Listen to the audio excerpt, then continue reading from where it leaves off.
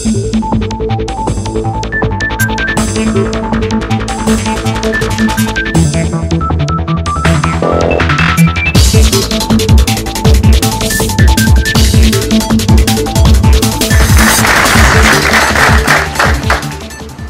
noite. É um prazer para mim. Sabem que eu já fiz mais de 3.000 conferências na minha vida, desde o ano de 74, né? Em mais de 20 países.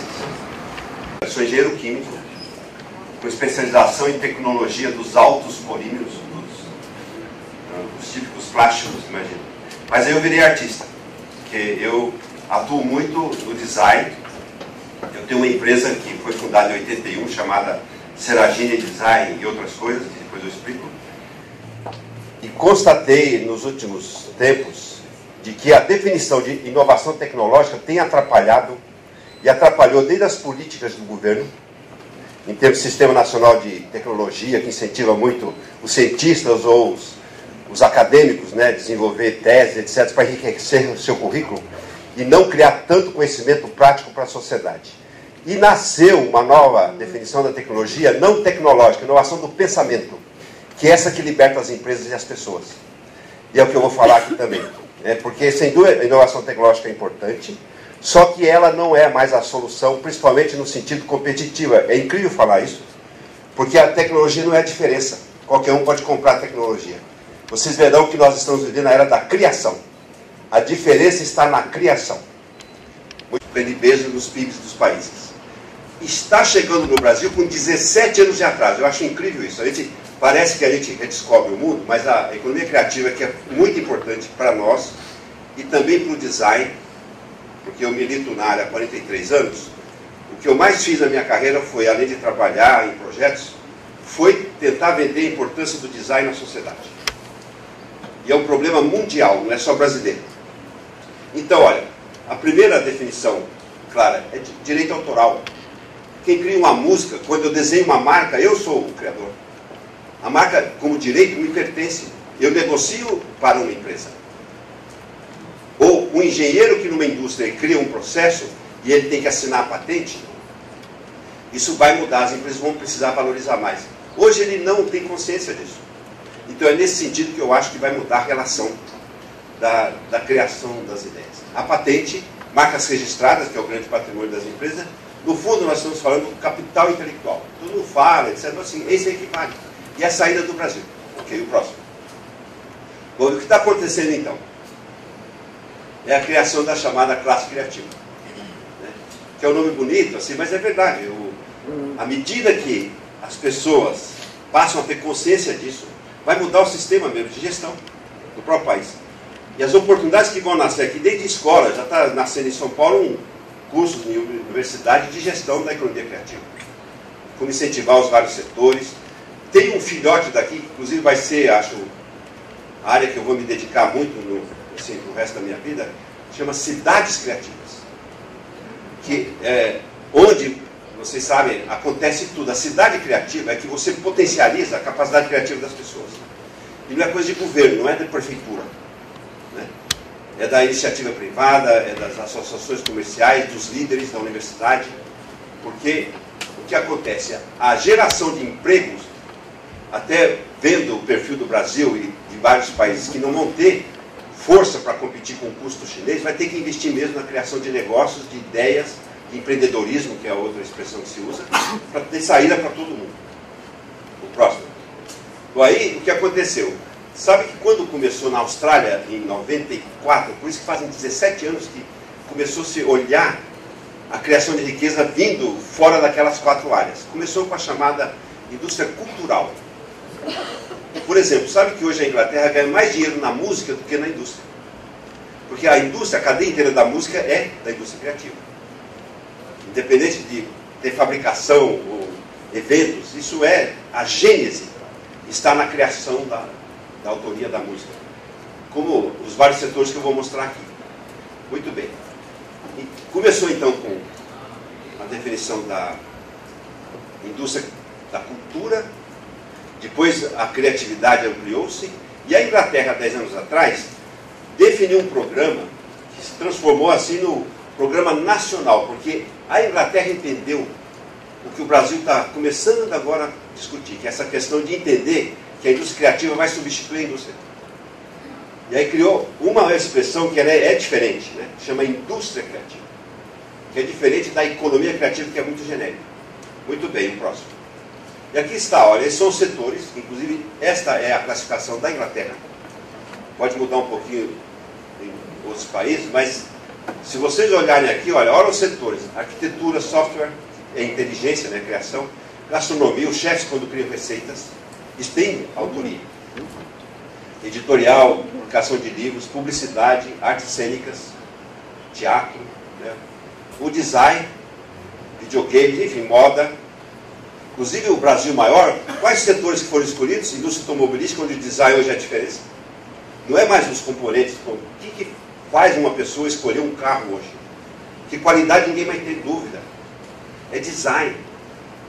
Isso tem pesquisa já comprovada. Indústria têxtil, que eu chamo de têxtil, que inclui a indústria de moda, que tem o estilismo, a gênese de tudo. Depois tem móveis, que é design puro. Apesar que o Brasil escolheu um caminho da industrialização e matou a capacidade criativa, faz volume, né, que nasceu, é mão de obra porque punha a mão na massa. Né? E aí veio, na sequência, chamada Era do Conhecimento, que passou. Eu vou falar agora qual é a era que nós estamos vivendo. A Era do Conhecimento, qual é a riqueza? A informação, que hoje é disponível. O Google, você aperta um botão lá, você tem acesso às maiores informações do mundo. A informação deixou de ser um problema. Por isso que agora nós estamos vivendo a nova era, e que coincide com a economia criativa, que é a seguinte: a informação é relevante, mas se você não tem inteligência de identificar o problema e buscar soluções, não importa ter montanhas de informação. E aí que veio, nós estamos vivendo a era conceitual. Escreve isso aí, quem não sabe, ó. Era conceitual, que está super, deixando para trás a economia do conhecimento. Não quer dizer que não é importante o conhecimento, mas não é a diferença. E sabe qual é a diferença agora? Seguinte. Ó, era conceitual, riqueza, criação. Por que criação? Criar o novo. Porque a grande demanda da humanidade é novas soluções para novos problemas. E essa tal da informação tecnológica, qual é o problema dela? Exige muito investimento em pesquisa, laboratório, demora, o resultado é incerto. Inclusive, sabe que se cogitou num dado momento, nem é o caso de falar muito, mas eu estava, se o Serra fosse eleito, eu ia ser ministro de uma nova, eu ia fechar o Ministério da Ciência e Tecnologia com esse nome, ia mudar para inovação e design. Porque o Brasil não tem vocação nem dinheiro para investir em tecnologia pura. Não tem dinheiro. Não quer dizer que nós temos competência ou talento, mas é pouco. Isso não resolve o problema do Brasil. Agora, inovação, que pode incluir a inovação tecnológica, mas eu estava inventando inovação do pensamento e o design ou criação para potencializar a nossa riqueza, que é a criação de ideias dessas áreas todas. Mas ok. Então, enfim, eu perdi a oportunidade de ser ministro e turbinar esse país para pôr fogo, incendiar todo mundo, de buscar na criação e não ficar atrás de uma coisa ultrapassada.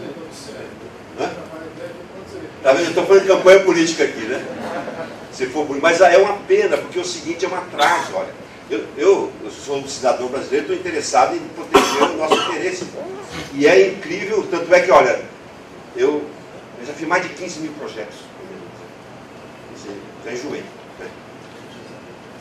Quantos empresários tentaram buscar financiamento, FINEP, e quando ajudei a lançar o Programa Brasileiro de Design, a Dorothea Werneck tentou investir, não investe dinheiro, é muita conversa. Na hora H não vai, ok? Ou investe pouco, não é suficiente.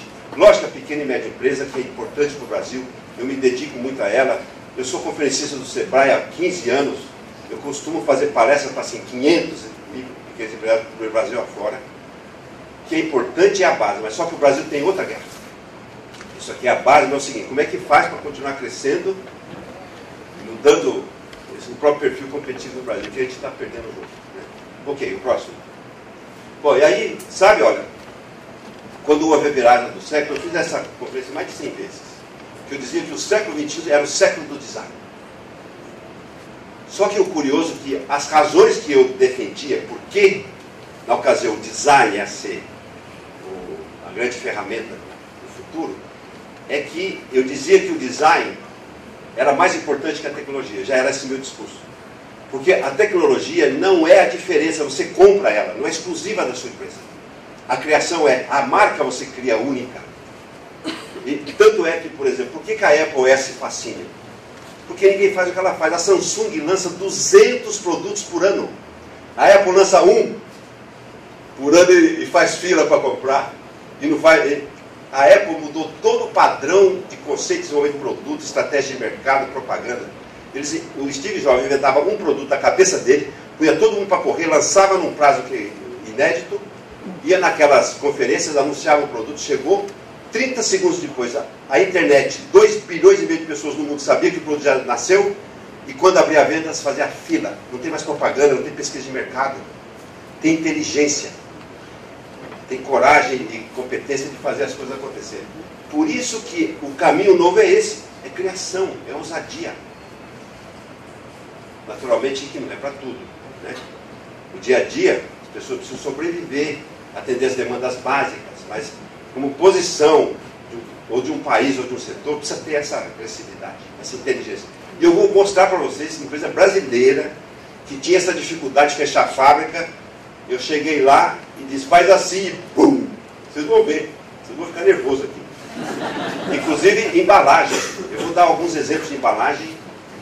E aí quem não tinha esperança de que design é a solução, você zerou.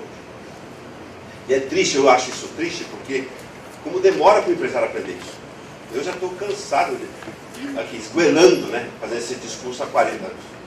Então, aqui, olha, você verão uma coisa, no século XXI, aqui eu defendia que o design era a diferença porque ele criava originalidade. E a tecnologia não. As marcas se compram, fabricação. Eu falei para a indústria de móveis lá de Curitiba, vocês entraram numa fria. Vocês lutaram tanto para investir na automatização, e aí? Vai ficar com o bico na mão. Vendendo para Casas Bahia, sem diferencial. E aí? Onde é que está a estratégia do negócio? Onde está a criação original sua? Não sabe fazer. E aí fica com o mico lá, o elefante branco, tendo que vender a custo baixo e mal consegue. É uma armadilha. E ficaram todos... Imagina, tinha 600 empresários lá. Falei, agora? Falei, agora sim, vai por Deus. Né? Vai encontrar inteligência, porque é o seguinte, não é máquina que resolve o problema de empresa. O problema do Brasil não é máquina, é inteligência de criação. Próximo. Ó, isso aqui quando eu era mais novinho. Mas olha, isso aqui, eu dizia lá na década de 90, era manchete de design a próxima onda competitiva na visão do cenário. Eu era considerado um gênio. Assim, né? E eu ficava, meu Deus, como tão atrasado. Eu merecia um destaque desse. Ok, o próximo. E aí, isso aqui foi minha desforra. Sabe que há 2 anos atrás, um jornal importante de marketing do Brasil, chamado Meio Mensagem, eu escrevi esse artigo, chama Design Chegou ao Poder. Olha, eu desrecalquei, mas sabe assim, coisa? E não dá para ler, né? Mas quem tiver, vocês são professores, né? Procure esse artigo no Meio Mensagem. Porque eu dizia o seguinte, eu vou mostrar por que o design chegou ao poder. Aqui, casualmente, teve a Bienal de Design em Brasília, e a exposição foi lá na Esplanada dos Ministérios. Então, eu fiz a relação do poder político, mas do poder do design que subiu na hierarquia das empresas. Vocês vai dar aqui. Muito bem. Então, vamos lá, o próximo. Agora eu vou falar do design. Então, evolução do design, ó. O próximo. É isso aqui. É muito importante isso. Inclusive, a grande maioria das escolas do mundo trata da área branca. O máximo que as escolas ainda estão chegando é na gestão do design. Porque o design, primeiro nível, não existe design, é cópia. Porque isso é a maior tristeza e a fraqueza das empresas, que isso que o empresário que não tem inteligência, que não percebe, que a pior coisa que ele pode fazer é copiar, porque ele perde a oportunidade de criar algo de valor para ele. Que o maior patrimônio dele talvez seja isso, a sua marca e a sua criação original. O seu filhinho, querido. Né? Porque tem muito empresário que viaja, acha uma coisa ali, copia, acha que está fazendo uma coisa assim, que ele é inteligente, né? Que ninguém vai perceber. É incrível, quantas vezes já constatei isso. Depois teve uma época que inclusive foi muito mal para o design, o conceito do styling, que era mais assim, maquiar os produtos, né? Fazer a casca, fazer o embelezamento superficial. e que, inclusive, pela história do design no Brasil, desde a primeira escola, que nasceu em 1960, que é a Escola Superior de Desenho Industrial do Rio de Janeiro, criou uma geração muito problemática. De escola alemã, eles tinham um linguajar sofisticado e se consideravam superiores. Que os empresários eram burros, os engenheiros eram burros e que eles eram o dono da verdade. E fracassou. Sabe que isso atrasou pelo menos 2 décadas a indústria de adotar design no Brasil, porque os primeiros designers foram arrogantes e incompetentes. Eu falo isso assim, com toda sinceridade, porque deixou uma marca muito ruim. Porque é o seguinte, você tem que ser criativo, e eu vou mostrar exemplos aqui, vai ter que implantar. Não adianta elucubração mental. Né? E os designers diziam que o empresário não entende de design. Eu falei, ainda bem que não entende. Ele é empresário. Quem tem que entender de design é você. E respeitar, lógico, perseguindo a criação, e eu vou mostrar aqui como se faz, os exemplos que eu dei. Mas não dá para mudar a realidade, o limite físico, técnico, de custo. Muito bem. Então, olha a evolução. Depois do Stalin, começou a fazer um projeto integrado, que não é só pensar na estética, é na fabricação, no consumidor, no custo. Porque o consumidor não compra design, ele compra um produto, que é um conjunto de coisas que o design está integrando. Mas você pode estar fazendo, desculpe, um projeto integrado, mas não estratégico para a empresa, por isso que é outra evolução.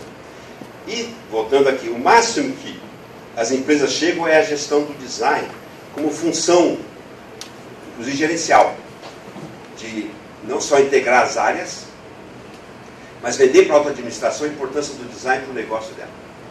Poucas empresas do Brasil têm gestões internas do design, são poucas. Uma das primeiras do Brasil foi a Brastemp, a antiga Brasmotor, a Whirlpool e aí algumas outras, mas é muito raro. Ok.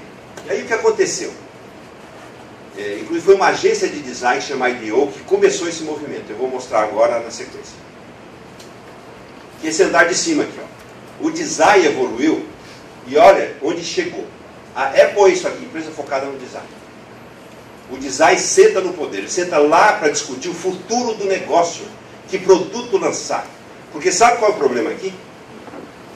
As escolas ensinam você a dar resposta. Alguém chega com um briefing e olha, esse é o meu problema, e você faz o briefing, planeja, desenvolve a metodologia, entrega uma encomenda. Então aqui você era passivo. A maioria dos designers do mundo são passivos, eles dão resposta para pergunta que outros fizeram. E vocês são da escola, eu estou olhando para vocês. Né? Vocês já perceberam isso? Ótimo. É o seguinte. Aqui faz pergunta. Aqui você vai buscar qual deveria ser a solução, a ideia. Em resumo, você começa a gerar ideias. Porque os designers normalmente não geravam ideias. Eles respondiam a solucionar problemas definidos. E hoje ampliou para, além dos produtos, marcas, comunicação visual, o design, chegando aqui, porque enquanto inovação de design, você ainda usava o design para resolver problemas. Quando chegou no design thinking, que é o pensamento do design, você não precisa ser designer para pensar como designer.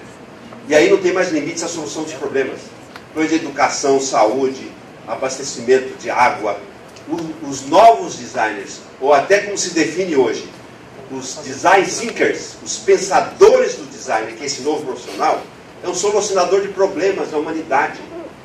Essa é a grande esperança que tem, porque alguém tem que resolver. Sabe quem está perdendo o jogo? Por um lado, na empresa, é o marketing. O marketing perdeu o rumo, função, não lidera mais o processo de inovação.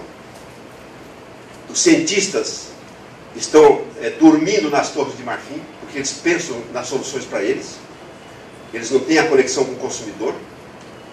Tanto é que a maioria das empresas, e vou mostrar um fato importante que mudou esse ciclo aqui, quando as grandes empresas perceberam que investir dinheiro para dar dinheiro para cientistas ficar em laboratório testando coisa, para a elucubração mental deles, porque quando chegava no mercado, o consumidor dizia, não gosto disso, não quero isso, e fracassava. E aí veio um novo designer, que ele, ao contrário de gerar ideias a partir de si mesmo, ele foi observar a vida das pessoas, foi morar na casa das pessoas, para descobrir as verdadeiras necessidades e emoções das pessoas e materializar isso. Essa é a revolução. Você cria a partir de fora. E não para mais só em produtos. Né? Você resolve problemas da humanidade. Muito bem. E, do ponto de vista empresarial, esse é o último estágio. Uma empresa focada no design. Mostra o próximo. Modelos de inovação. Vamos lá. Então é o seguinte, ó, inclusive tem uma característica aqui, vocês verão que todas as definições desses modelos estão em inglês. Para dizer o seguinte, o Brasil não inventa nada. Nós não tem uma técnica, desde marketing, design, franchising, merchandising, branding, você imaginar, não foi inventada aqui. Isso é mal? Não. Porque já que não inventou, aprende logo, corre, implanta e tira proveito. Que é isso?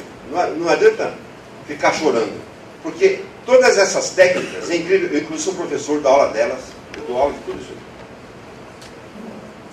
Eu até fico pensando como é que eu aguento, mas tudo bem, né? Chega uma hora que fica... E sabe o pior? Eu vivi uma crise existencial recentemente, porque não precisa nem dizer como eu defendo a inovação até a morte, né? Que é a salvação do mundo mesmo, da pessoa. E eu li um livro chamado A Arte da Imitação. Ai, mas me desnorteou. Porque ele diz, é possível ganhar dinheiro imitando. E é verdade, sabe? Dá tristeza, mas é verdade. Então tem um jeito, né, de ganhar dinheiro imitando. Mas o meu consolo é o seguinte, não fico orgulhoso, né? Tá bom? Mas não é consolo, mas ok. Então eu vou sabe que agora eu vou acrescentar. A arte da imitação. Até para provocar esse debate, é muito interessante. Vocês deviam, busca esse livro, chama Arte da Imitação. É forte, é um negócio assim que você fala, tem razão. Sabe quando você é obrigado a ir? Tem razão. Tá bem. Mas sabe o que você não imita? É marca, emoção de marca. Ninguém imita a emoção da marca Apple. Ou dos iPods. Aí, qualquer coisa, né?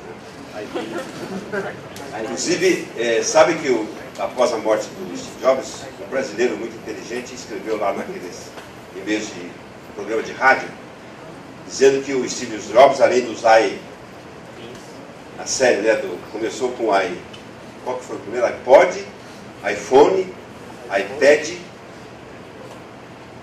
eu acrescento o iPod, né? Mas ele falou uma coisa muito interessante. Falou, o que ele fez mesmo, ele disse assim, nós pode. Olha, o brasileiro falou, porque com isso ele libertou os seres humanos. Agora nós podemos acessar nas mãos o mundo. Olha que coisa fantástica. Isso aí. Mas enfim, eu não vou detalhar aqui, porque enfim, é um curso, né? Mas para dizer o seguinte, moral da história, a forma de você inovar, e hoje em dia é o tema do momento, são dois conceitos que mais se fala no mundo hoje, é sustentabilidade e inovação. Eu nem aguento mais ouvir isso, mas é o seguinte, é o discurso de todo mundo e todo mundo repete, fala a mesma coisa e faz pouco, fala mais do que faz, ok? Mas um fato é certo, as empresas para terem futuro e os profissionais, a pessoa para ter futuro tem que inovar. Inovar significa o seguinte, você não só manter a sua empresa competitiva, continua dando lucro, porque esse é o desafio, como é que continuar crescendo e fazendo lucro com a concorrência chinesa na maioria dos casos, né? E qual é o problema? As escolas de administração não ensinam inovação e criatividade, elas ensinam administração. E aí que vou, quando eu der um modelo que sustenta tudo isso, vocês vão ver melhor. O próximo, então. Inclusive, há alguns livros. Porque o que acontece? A gente está falando da escola. Toda escola, o que eu chamo assim, ela forma o durante o projeto. Porque na vida tem o antes, o durante e o depois, né? Isso vale para compra, vale para qualquer atividade. O projeto do design era o durante, era a resposta para uma coisa que não gerou a ideia e não implementa a ideia.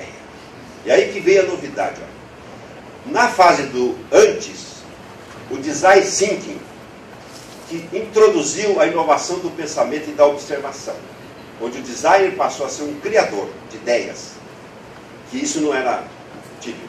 E as escolas não ensinavam isso nem incentivavam. Porém, até aqui dá para entender. O que foi novidade, inclusive no meu caso, sabe que hoje em dia eu faço parte do Conselho de Administração de Empresas, que é essa fase aqui empresarial, como fazer do design um negócio. Muito bem. E aqui que eu vou mostrar, eu até recomendo, se vocês não, quem é da área que não tem, comprar esse livro aqui, que tem tradução em português. Em inglês chama de Design Full Company, a empresa orientada pelo design, que é aquele último estágio que eu falei. Que é é o design no poder. O que o Steve Jobs na realidade fazia? Além de ser um gênio criador, ele entendeu que o design liderava os processos. Então ele escolheu um vice-presidente de design e ele dava os parâmetros e punha todo mundo para correr. Em resumo, ele escolhe o design como líder e todo mundo tem que dar resposta. Não pode alguém da engenharia dizer que não dá para fazer, não pode, não cabe, não entra, não sai. Diz, ó, é o seguinte, vai ter que lançar esse aparelho nessa data com essas características.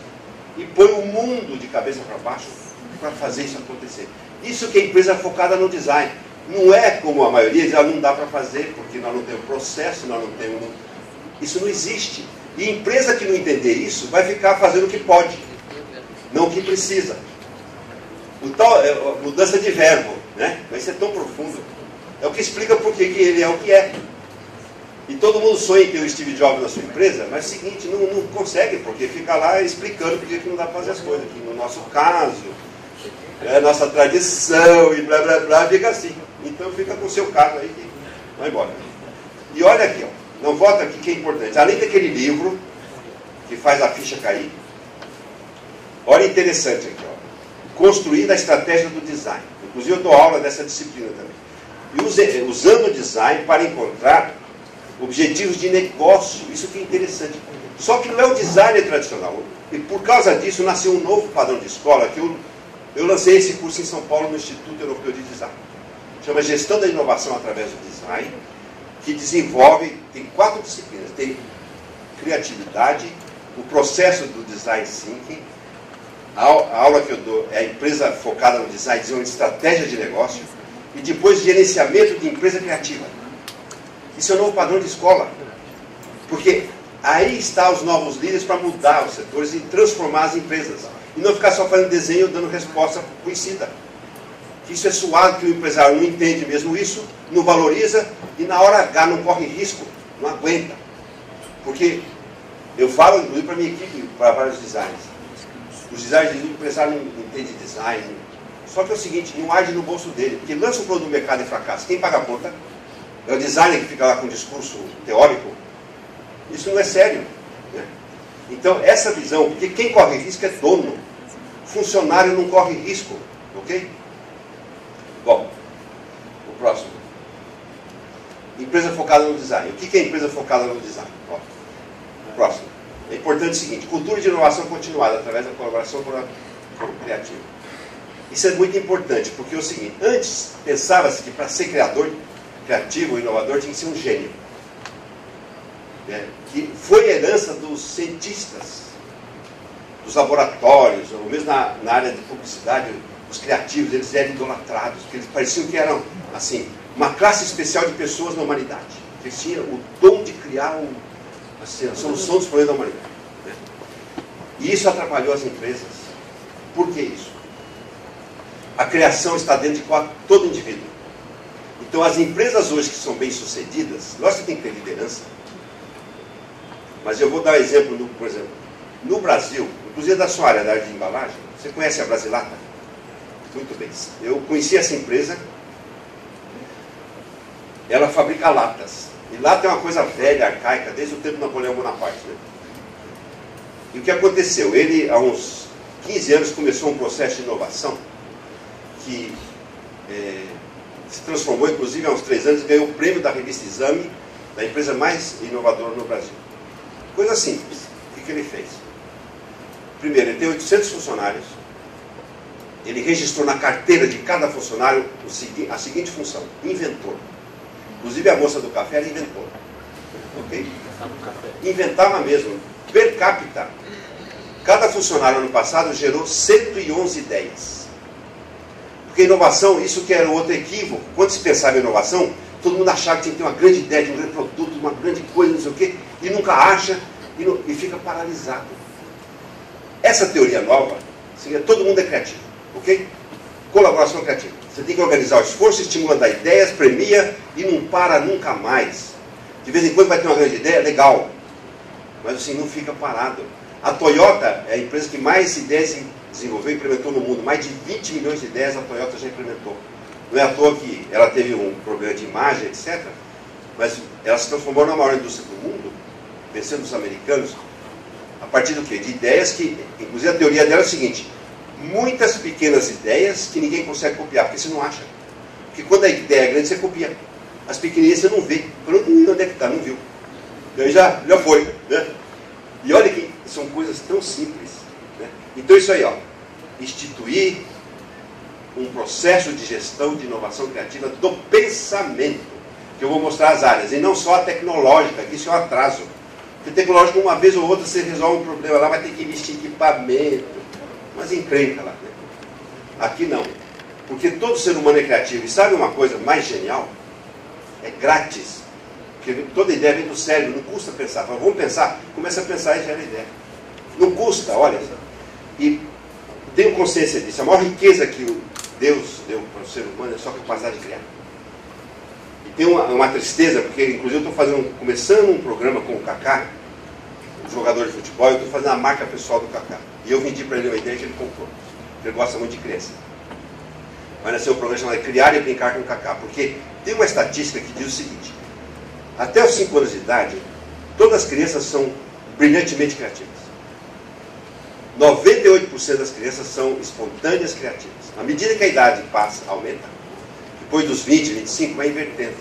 E quando chega lá depois dos 40, só 5% das pessoas praticam e utilizam a sua criatividade.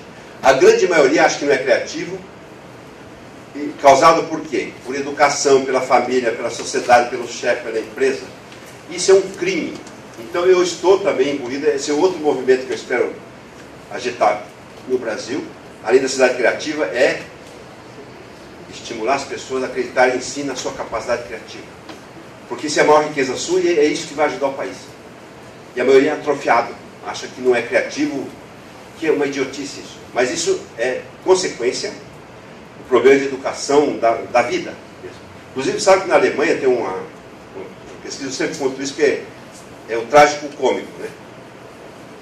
Que uma criança na Alemanha, até os 10 anos, chega a ouvir quase 15 mil nãos.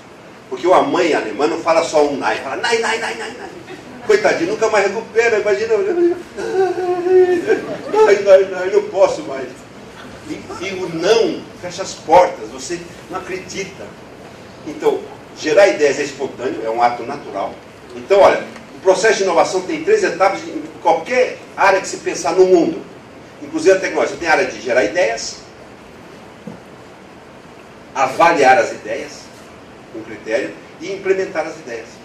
Então, gerar ideias vem do cérebro. E qualquer ser humano é capaz de gerar ideias, um monte. Gera ideias sem fim. Depois seleciona ideias, com critério. E depois empreende.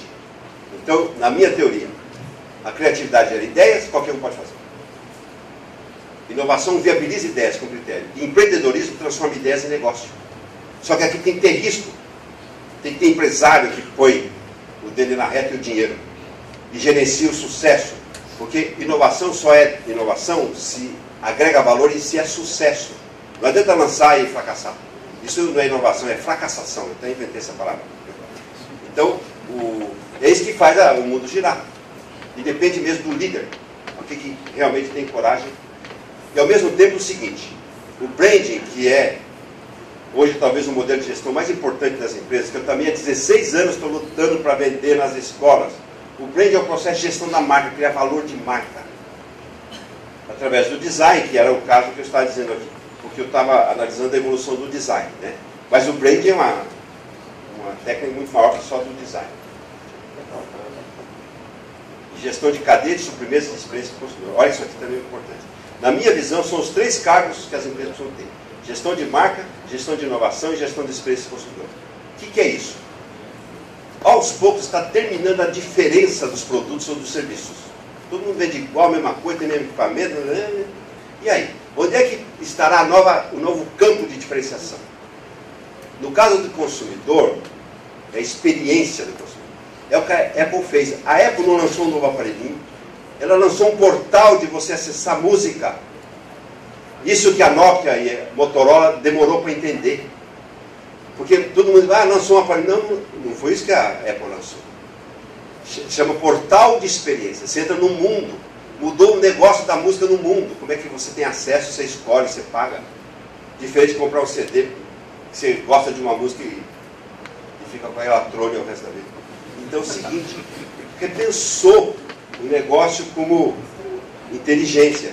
Então, estudar a experiência do consumidor, ou quem é fornecedor, como é que você vai além de só ser fornecedor, prestar serviço, prazo, porque todos os fornecedores, prazo garantido, aquelas coisas lenga-lenga aqui. Todo mundo a mesma coisa. Né? E leva chuva porque na cadeia de embalagem o convertedor é a situação mais difícil, porque ele não controla muito o preço de venda e o custo de matéria-prima. É o sanduíche apertado no meio e a tal da diferença. Né? Bom, o próximo. Bom, aí, olha, estamos vivendo a era da inovação. Na realidade, eu acho que nós estamos vivendo a era da incerteza. Ninguém mais tem certeza de nada. Né? Assim, falando grande, o mundo vive a era da incerteza. Bom, aí pode dizer a era da economia criativa, da inovação, e tem um monte de eras. Né? Mas falando da nossa de hoje, que é a inovação, por que de repente a inovação ficou importante? Porque, como falei, o ser humano é inovador de nascença, até para sobreviver. Mas os especialistas dizem o seguinte, olha, o próximo, nós estamos vivendo a era da inovação porque, o próximo, aí, nós estamos vivendo a era da abundância. O que quer dizer isso?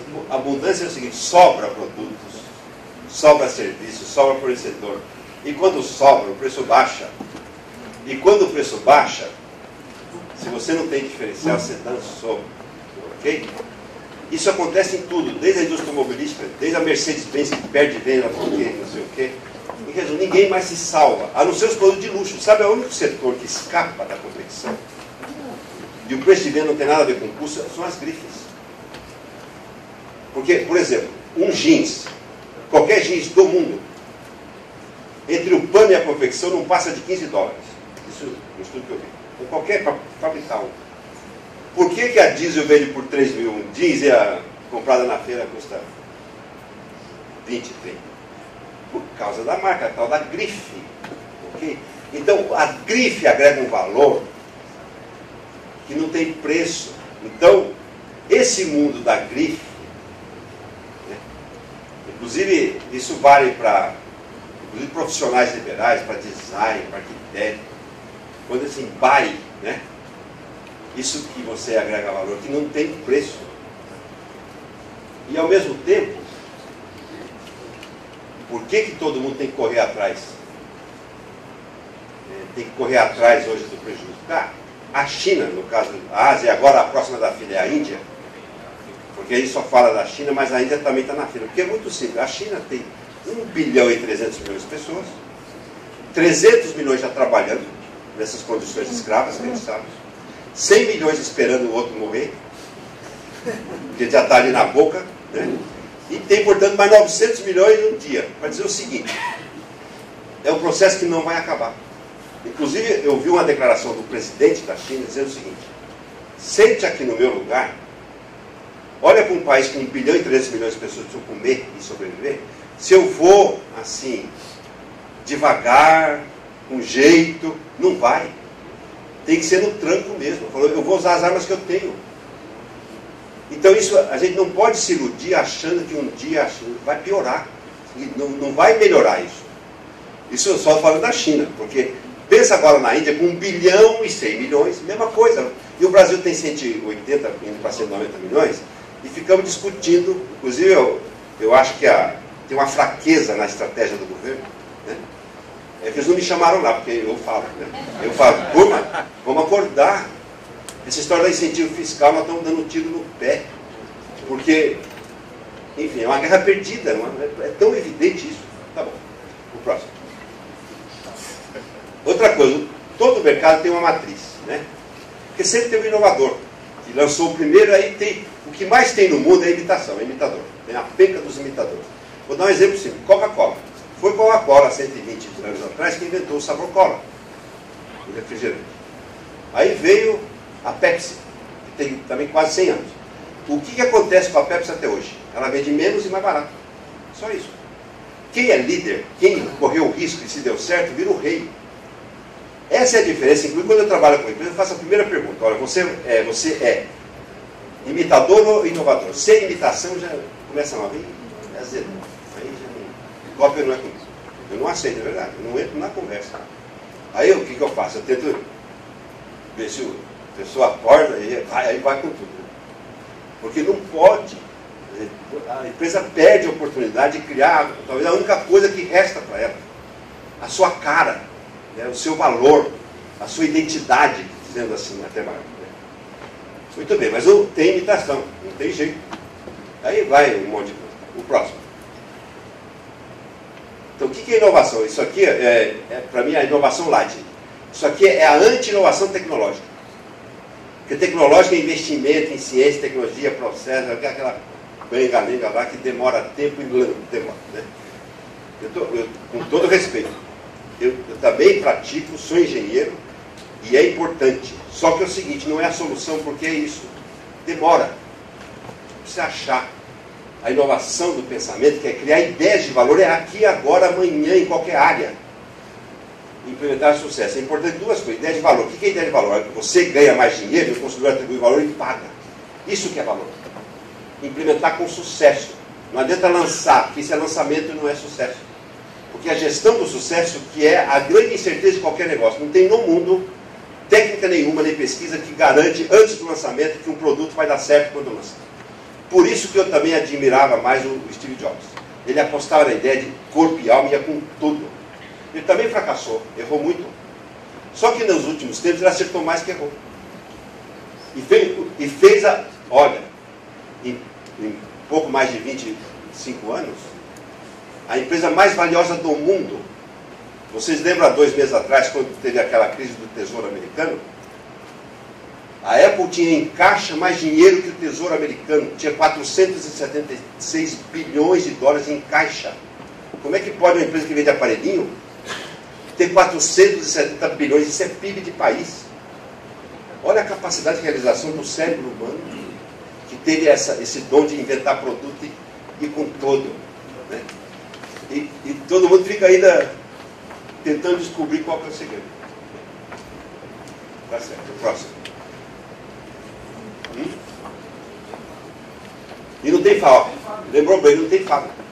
Fabrica em algum lugar. Porque o valor não está na fábrica. Fábrica é sempre. Lógico, tem até a coisa feia da China, que usa trabalho escravo, né? Mas aí é todo mundo. Porque ele também ia fechar se não fosse da China. É verdade. Porque ainda é competitivo. Então, olha que áreas de inovação. Então, essa nova inovação, que eu chamo de inovação do pensamento, por favor. Primeiro, modelo de negócio. Sabe que tem uma pesquisa da IBM que diz o seguinte: as maiores áreas de oportunidade de inovação, de fato, está lá no modelo de negócio, na estratégia. Porque está cada vez mais difícil e raro inventar produto novo. Com técnicas novas. É difícil mesmo e está secando a fonte. Ok? Então, o modelo de negócio e estratégia. Por exemplo, desde o Cirque du Soleil, não inventou o circo.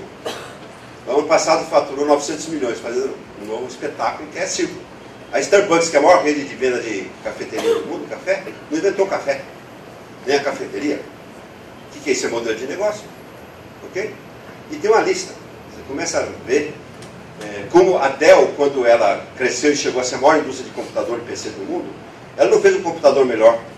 Ela mudou o sistema de vendas. Ao invés de vender para a loja, vendia direto para o consumidor. É modelo de negócio.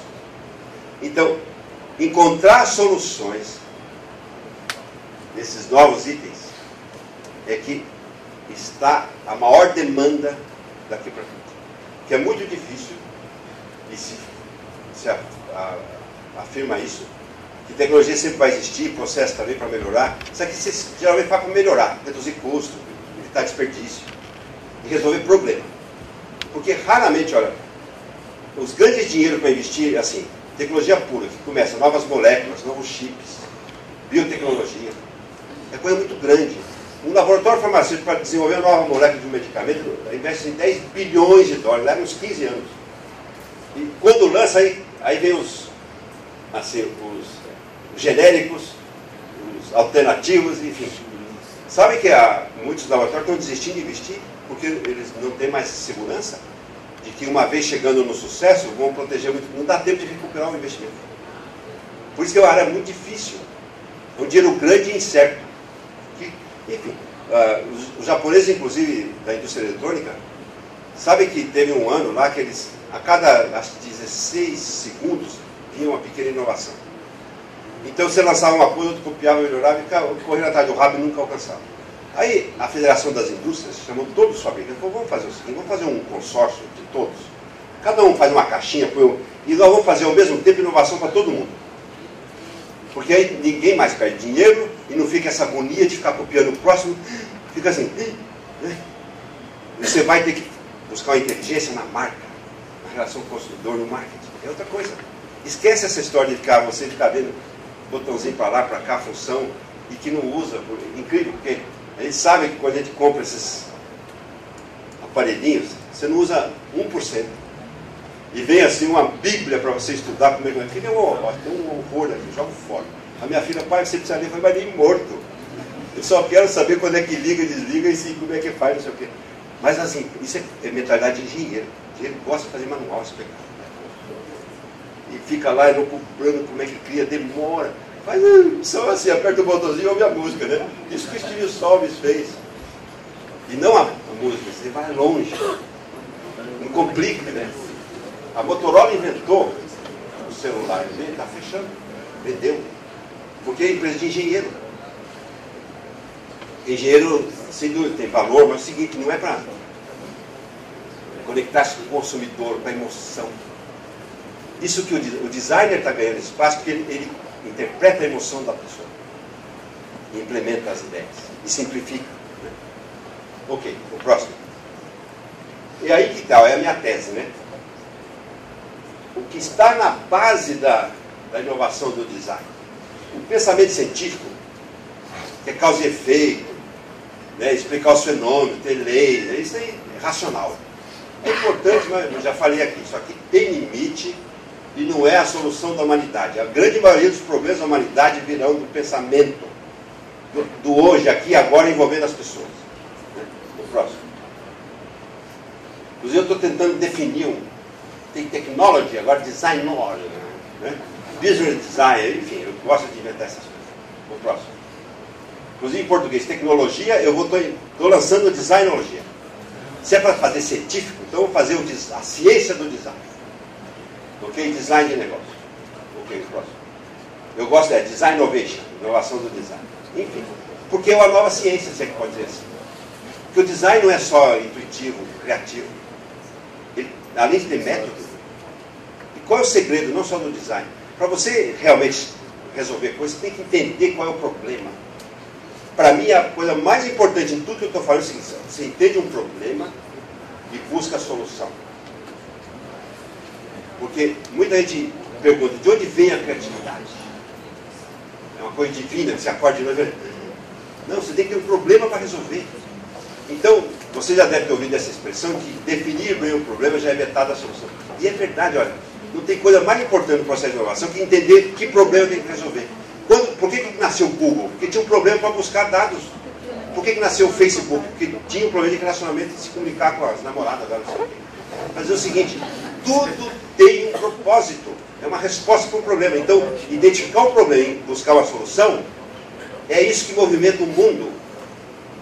E o que eu estou dizendo aqui é que, ultimamente, diferente dessa miopia que eu acho que existia nas empresas, que parecia que só resolvia problemas os cientistas, os engenheiros.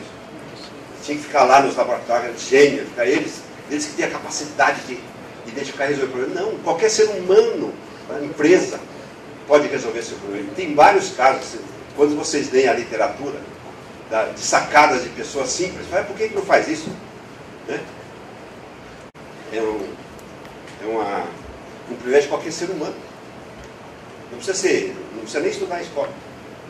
Ao contrário, os grandes líderes, o próprio Steve Jobs, ele não tinha curso superior. E sabe o que mais influenciou na vida dele? Que fez ele levá-lo a fazer o que ele fez? Ele não tinha saco para estudar, aqueles professores chatos, matéria, estudando prova, não sei o quê. Ele decidiu sair do curso e foi estudar um curso de tipografia.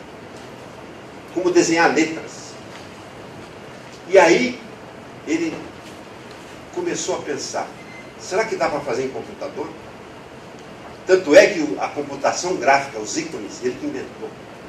E ele, inclusive, nessas declarações, eu vi todo o histórico dele, ele voltou e falou, isso que eu fui para esse mundo de simplificar o computador porque eu tive a experiência de sonhar, desenhar letras no computador, justificando, que é um termo que se usa, a justificação é a distância de cada letra uma para a outra, para encontrar o equilíbrio.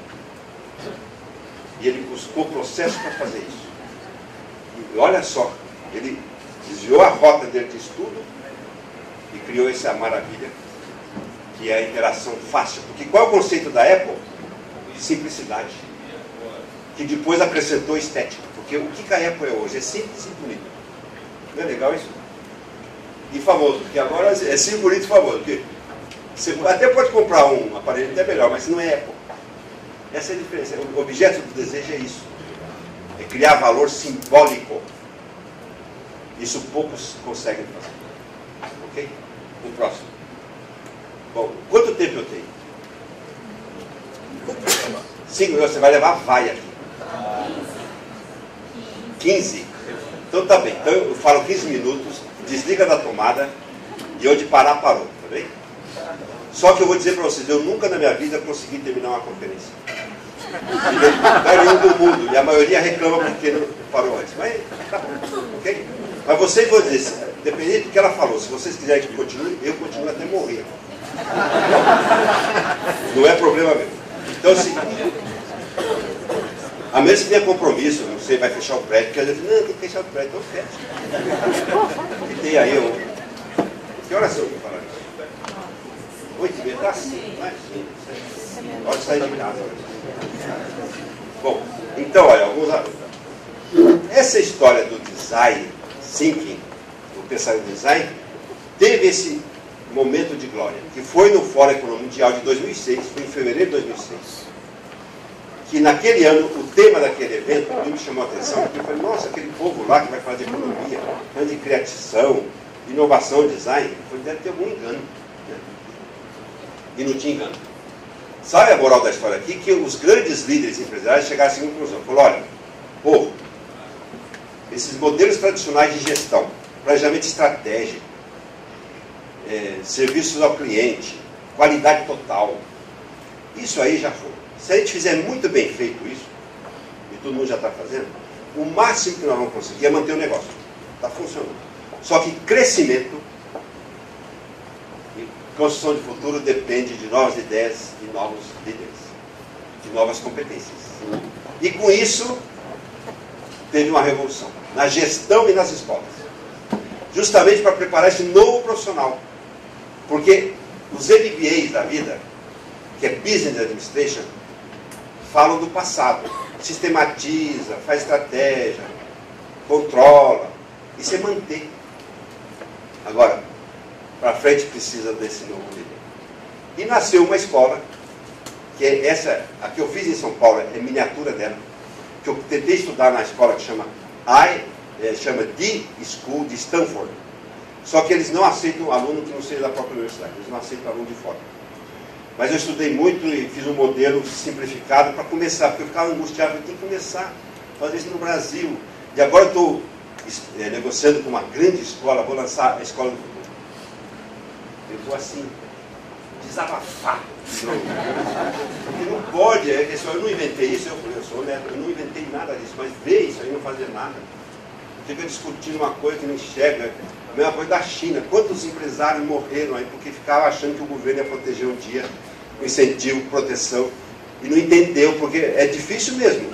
Às vezes não tem visão, não tem competência. E todos os organismos do governo são, com todo respeito, limitados. Porque eles têm que segurar um rojão do dia a dia, eu sei como é que é. E chegar a futuro, porque a maioria das pessoas e empresas ficam atrás de resolver problemas e não de encontrar oportunidades. Né?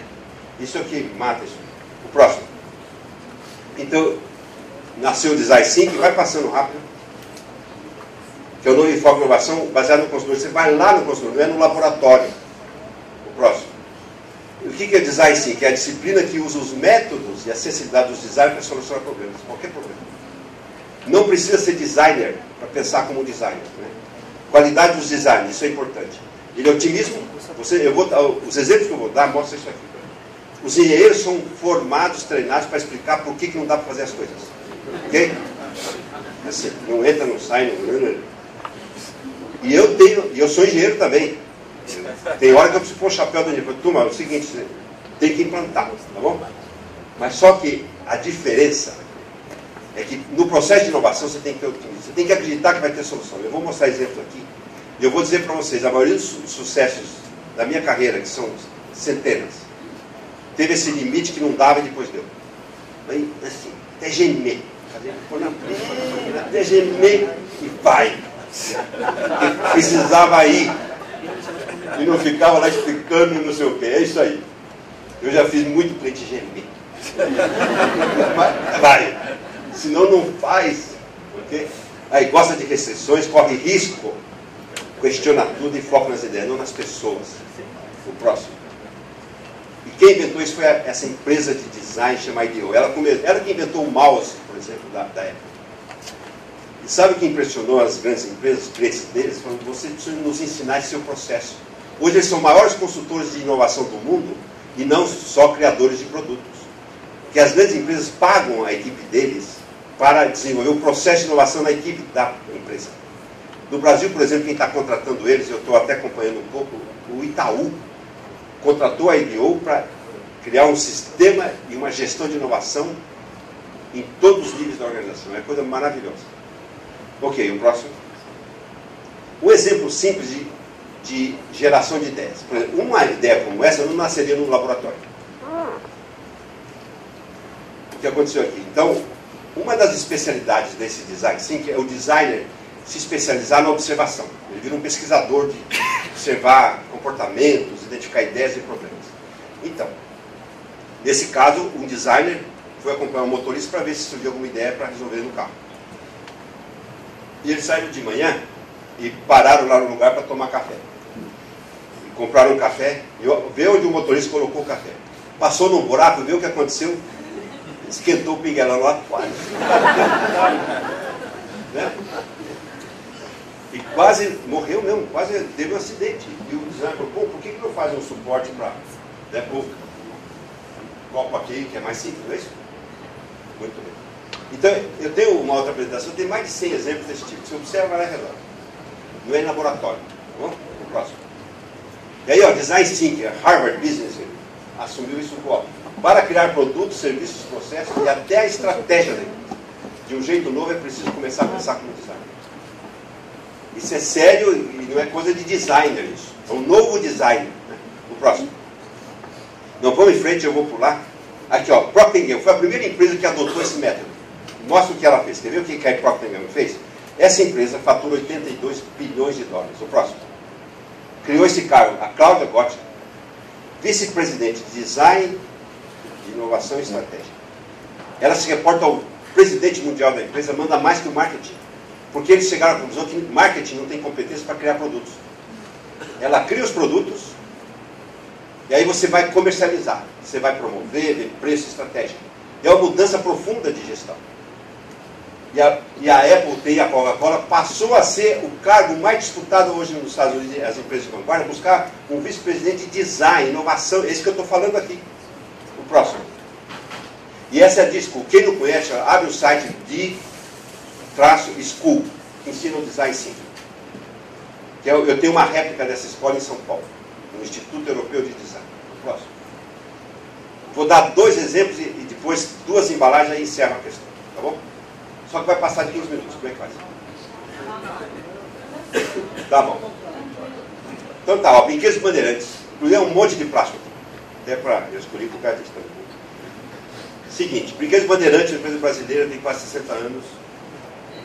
Eu tenho um sócio italiano que está comigo há 13 anos, que já estava começando a desenhar produtos para eles. E um dia a família me chamou, falou, Seragi, nós estamos num dilema. Que é o seguinte, a Estrela, que é o nosso maior concorrente de brinquedos no Brasil, está importando 60% da sua produção da China. E nós estamos aqui hesitando. Se a gente vai para a China, fecha a fábrica. Eu falei, não. Se quer meu ponto de vista, é o seguinte. Só tem um jeito de não ir para a China. É investir em design para valer, que nem homem. Okay? E eles adotaram isso. Olha, nós já fizemos mais de 30 produtos. é uma alegria. Sabe que a Estrela continua importando 60% ou 60%, perdeu a mística, ok? Porque compra produto barato. Qualquer um, não precisava ser Estrela para comprar produto da China. Ela perdeu a identidade. E a Brinquedos Bandeirantes, ao contrário. Inclusive a gente mudou o símbolo. Inclusive eles brincam aí, pô, sério, toda essa conversa só para mudar de lado o nosso velocípede, antes andava para trás, agora anda para frente. Parecia que andava para trás, não é? Isso aí. Então o próximo, ó. Esse aí, ó. Esse foi o primeiro produto que nós fizemos. Então, esse produto, que chama Tico Tico, é o maior sucesso de vendas da história deles até hoje. É um bichinho, porque eles faziam triciclos metálicos, né? Então começamos, isso aqui é um esboço histórico, o próximo. Aí, esse é o produto vivo, o próximo. De toneladas de plástico, eles fazem fotomoldagem, uma coisa assim. Mas para dizer o seguinte, nós, os 30 produtos que nós fizemos, a ponto de que hoje nós organizamos, ajudamos eles a organizar um departamento interno de desenvolvimento. Eles não param mais de fazer projeto, porque descobriu a mina do pote, que é a criação original. Eles vendem mais caro, pagam imposto, ganham mais dinheiro que a Estrela, ok? E não foi para a China. Isso aí, o próximo. Inclusive, esse aqui é um guarda-roupa para criança. Ó, é de babau, você vai... Esse que o design vai ter que encantar, emocionar. O próximo. Inclusive, nós fizemos um stand com as rodinhas. Tinha uma pilha de rodinha lá. Falou, precisa fazer um stand. Mas usa as rodinhas paradas lá. Ganhou o prêmio do mais criativo da Brink, não, quer dizer. Isso aí. Bom, agora, outra empresa brasileira. O Merege faz alicate para cutícula, cortador de unha, pinça. Mesma coisa. Empresa brasileira, familiar, mais de 50 anos. E aí, um dia, apareci lá, falou, será, gente, nós estamos com um dilema de fechar a fábrica e ir para a China. Eu falei, eu já tenho know-how. Seguinte, só tem um jeito de não ir. E foi. Ó, vocês vão ver o que nós fizemos. Primeiro, vocês vão ver, esse é o alicate mais avançado do mundo. Foi o primeiro produto que nós fizemos. Inclusive, nós colocamos plástico no metal. Olha esse, as mulheres conhecem o alicate de unha mundial, tem aquela alça externa, não é isso? Que range às vezes mais. Olha o que nós fizemos, nós colocamos uma mola aqui dentro desse botão. É uma mola aqui dentro. Que é genial. Bom, aí, só para falar dos engenheiros, estou lá apresentando com o meu sócio, os engenheiros falaram, não dá para fabricar isso aí. Precisa de um robô. Eu olhei bem com o cara, eu já tinha combinado com o presidente, falou, pode acontecer de alguém começar a explicar que não vai dar, tá bom? Então você me permite dar uma lambada no cara e assim, ó, e eu vou apoiar você. Eu falei, o que você falou? Eu falei, precisa de robô. Eu falei, então busca um robô. Arruma um robô. Se é esse o problema, e o presidente falou, isso mesmo, vai atrás do robô. O cara foi, achou da Alemanha o robô e resolveu o problema. Aí foi esse aí, achei o robô. Eu falei, filho da puta, desculpa. Fica aí querendo matar, né? E qual que é a moral da história? Se naquela empresa tem os que mandam, é da família e não sei o quê, você mata a empresa porque o cara disse que não pode. Ok? Eu, inclusive, quando lidero o projeto, isso eu negocio. É o famoso advogado diabo, eu expulso. Não se admite um grupo criativo, os espíritos de porco, que é do conta, como é explicar que não dá, põe para fora. Essa é a condição que eu exijo para trabalhar. Porque sempre vai ter problema psicológico, algum problema tem alguma pessoa que se não achar defeito e não falar que não dá, não pode. Não corre risco, não sei o que. Então, assim, está fora. Porque isso é anti-inovação. Tá bom? O próximo. Então, uma obra-prima. Isso aqui exporta para os Estados Unidos. A Revlon americana comprou com exclusividade. Tanto é que nem é vendido no Brasil. O próximo. Enfim, também colocamos plástico na tesoura. Porque eles investem muito, eles gostam do metal com plástico. Né? E nós queremos isso. Ok. O próximo. Ah, esse eu inventei. É um produto que eu inventei. Cortador de unha para pé de homem. Porque, enfim, eu quando estava barrigudo e não, tentava cortar o pé com aquele tempo e não cortava. Ficava inalcançável, envergava e não cortava. E eu cheguei para o meu design e falei, faz um assim, ó, que nem unha de cavalo. E foi o que nós fizemos. Esse aí é uma potência. E aí, ó, engenheiro, ó, você, né, teve o capítulo do engenheiro. Aí chego lá, estou apresentando, o engenheiro fala, não dá para fabricar. Eu falei, por quê? Vai rachar. Essa dobra desse aço aqui racha. Eu falei, por quê? Não, porque o aço começa a cristalizar. Eu falei, então assim, ó, eu sou engenheiro também. Só vou falar uma coisa, você vai achar um aço que não racha. Tá bom? E o presidente falou, isso mesmo, acha o aço que não racha. E de novo, o filho da puta foi e achou o aço que não racha. Quando você já achei, foi então, seu desgraçado. Porque naquela hora cá que você falou que não dava. E aí essa é a diferença do otimismo. Porque quem acha que não dá, já para. Isso que é o conselho que eu dou para as empresas. Não vão na conversa de que não dá. Ou acham um jeito de dar. Mas faz. Okay? Muito bem, o próximo. Mesma coisa, ó. Empresa brasileira, tal, abriu o site, eles diziam assim, atuando no mercado metalúrgico, que eles faziam materiais metálicos, né? E eles tinham orgulho de afiar as lâminas do corte. Eu falei, ixi, vocês estão parecendo assim, empresa de ferramenta de corte para mulher. Eu falei, não, vocês não estão no negócio de ferramenta de corte, vocês estão no negócio da beleza. Isso teve duas consequências. Eu me lembro que nós propusemos uma marca preta, assim, muito masculina, pesada. Eu falei, vamos fazer uma cor feminina, né, lilás. O dono falou, não, isso é cor de mulher. Não, mas você não vende para mulher? É para mulher que você tem que fazer. Aí eles convenceu e fez. Né? Tanto é que parece uma empresa metalúrgica, agora não, parece Avon, né? Produto de perfume. E eu me lembro que é o conceito de branding, quando nós definimos que eles eram uma empresa de cuidados, a beleza da mulher, primeiro, pintou o chão da fábrica de branco.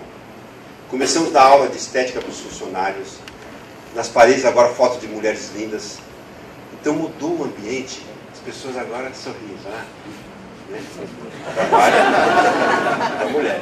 E eles sabem que eles lançaram recentemente, e vão lançar outros produtos, por influência dessa nova filosofia, lançaram esmalte, porque nós entendemos de unha.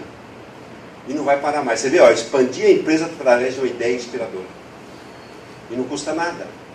Não é tecnologia isso aqui, é inteligência, ok? Mental. O próximo. Ih, agora vai piorar. Não, vai em frente. Eu não vou falar isso aqui, porque senão é outra palestra. Mas eu quero mostrar 3 ou 4 embalagens que eu fiz, para vocês entenderem como o design, mesmo num produto tão banal que é a embalagem, pode mudar a história de uma empresa. Vamos em frente, vai pulando. É a história da IP. A IP faz produto de limpeza, estudou o branding, mudamos o conceito da marca ligada à natureza, transparência e delicadeza. Hoje eles cresceram muito, faturaram uns 450 milhões, estão passando 2 bilhões.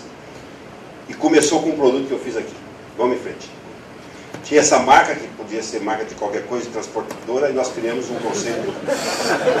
A IP é transparente, olha aqui. Aí fomos buscar inspiração na água. O próximo, vai passando rápido. Isso aqui é a imagem visual da empresa. O próximo. Isso chama mandala da marca, onde você tem os atributos racionais, emocionais. Enfim, não vai dar para falar, mas assim, tem uma técnica que você conceitua a empresa. E a marca, o imaginário dela. O próximo. Então, ver aquela gota inspirou a nova marca da IP. O próximo. Vai passando. Então, essa é a nova marca da IP, que é uma gota d'água. Né? O próximo. Vamos em frente. Tá, e aí o que aconteceu? Nós começamos a pensar em produtos, etc. E eles tinham uma amaciante de roupa. Tinha, assim, 0,1% do mercado. E não era importante, não sei o quê. E nós aí aplicamos o chamado design emocional. É um fenômeno. Sabe o que aconteceu? Depois de 3 anos, eles vendiam 100 mil caixas. O ano passado eles fecharam com 2,5 milhões de caixa. É líder nacional, ganha do Comfort, Monbiju, e sem fazer propaganda. Simplesmente mudando a forma da garrafinha e o rótulo. Nem propaganda eles fizeram direito. Okay? E não mudou o produto, porque o produto é o mesmo. Apenas de vez. Só mudar a embalagem, pum, as vendas aumentam. Vocês vão ver aqui, é um fenômeno. Esse talvez é o mais forte que eu já fiz, porque é muito. Eles são líderes nacionais hoje, só mudando a embalagem de um produto que eles não inventaram. É um imitador melhorado. O próximo. Ó, então, todo mundo, quando via amaciante, punha ou toalha felpuda ou florzinha, ou bebezinho, né? Assim, com a carinha sorridente. E nós fomos buscar uma delicadeza do pezinho da criança. Isso no rótulo, vai em frente. Inclusive, essa era a embalagem que existia. Feito por engenheiro, parecia um trombolho. Sim. Coisa bruta, porque o que é amaciante? É uma coisa delicada, macia. É que aqui está difícil, mas tinha ranhuras, parecia assim óleo de motor para caminhão. Coisa bruta, né? E carinha banal, olha aqui. E aí, olha o que nós fizemos. Isso é do rótulo, mas agora que vem. Nós nos inspiramos numa grávida para fazer a forma da garrafa. As mulheres ficam alisando a barriguinha, né? É uma delicadeza. Tanto é que agora vocês vão ver a embalagem pronta, ó. Estourou. Isso foi no comecinho, não tinha nem a nova marca. Eles vendem 2,5 milhões de. É líder nacional mudando a embalagem simplesmente, ok? E dizer que embalagem não faz diferença quando é competente, a questão é ter competência para fazer isso aí e marcar o gol. O próximo. E aí, olha, o seguinte, o próximo. Já mudamos todas as embalagens da empresa e todos aumentou as vendas. Inclusive o Pinho. Que isso aqui é vergonha. Olha aqui, esse era o Pinho IP. Tá bom? Mostra o próximo. Olha que vergonha. Pinho, Bril, Pinho. Olha que cópia descarada. Mas que vergonha vocês imitando. Mas sinceramente tem jeito de fazer igual, porque é cilindro, pet, tampa o rótulo no meio.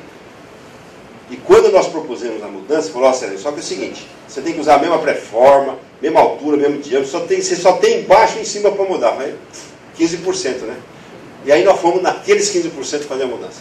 E fizemos e as vendas... Tá vendo o próximo? Olha aí, começamos. E é isso que é legal, como designer encontra soluções. Simples, né? Tiramos a simetria, porque era um cilindro simétrico sem graça. Aqui não, mostra a performance. No próximo. Olha aí, ó. Olha que legal. E não aumenta 1 centavo o custo. É a mesma performance, mesma produtividade. Ok? Tudo. Mudou o padrão. Ok? E a embalagem banal de um produto que ela não inventou é cópia. Tá bem? No próximo. E é isso aí. Ó, isso aí. Venda cresceu. O próximo. Aí eles decidiram lançar a lã de aço, igual ao Bombril. Eu falei, aí, a lã é nova? Não, igual. A embalagem? Igual. Então, o mercado é importante. Né? E eu não me conformo. Enquanto não achar ideia diferente, essa é a minha personalidade. É aquela história de o nego ficar nervoso. Né? E eu propus uma embalagem que aumentou 30% o custo. Você está louco? Eu falei, não, você vai economizar em propaganda, porque nós vamos fazer uma coisa que só a embalagem na prateleira vai chamar tanta atenção que você não vai precisar fazer propaganda. E foi o que aconteceu. Porque imagina o seguinte, as mulheres sabem melhor. Apesar que mudou muito os hábitos, etc., mas eu, quando era criança, a gente usava a lã de aço para arear as panelas para dar brilho, não é isso? O brilho metálico. Então nós fomos atrás do brilho metálico. Areando o metal. O próximo. Vocês vão ver, a ideia é tão simples, mas foi uma potência. O que nós fizemos? O próximo? Um saquinho brilhante. Metalizado, parece aquelas bolinhas de Natal. Metalizado mesmo, como ovo de Páscoa, que custa 30% mais que o saquinho comum. E todo mundo dizia, os engenheiros, é muito caro, não vai ter problema na solda. Eu falei assim, você vai achar um jeito de resolver a solda. E o presidente falou, isso mesmo. Porque eu falei, ó, é o seguinte, eu já combino antes, porque eu sei que vai dar nisso. E vai na prateleira, quando você vê a pilha, isso aí você tinha que pôr até óculos escuros, porque brilha tanto. Custa mais caro, mas economizou em propaganda. Ok? Mas achou a ideia. Então, moral da história, a coisa que mais vale na vida é a ideia que resolve problemas. Ok? Muito obrigado e felicidades.